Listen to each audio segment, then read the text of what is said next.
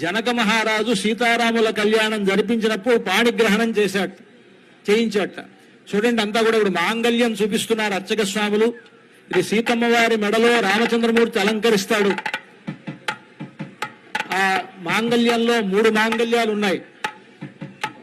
ఒకటి పుట్టినింటి వారి మాంగళ్యం, ఒకటి మెట్టినింటి వారి మాంగళ్యం, ఇంకొకటి భక్తులైనటువంటి రామదాసు గారు తయారు చేయించినటువంటి మాంగళ్యం. అంతా సేవించండి. ఆ మెడలో ఆ మాంగళ్యాన్ని ధరింపజేసేటప్పుడు జగద్రక్షణ హేతునా అంటారు.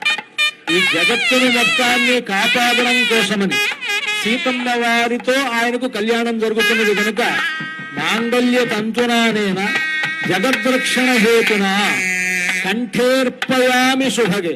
ఇక్కడ మామూలుగా అందరూ కంఠే బధ్నామి అని అంటారు, కంఠే అర్పయామి అని అంటారు. ఆ విధంగా చెప్పాలి మంత్రం. కంఠేర్పయామి శుభగే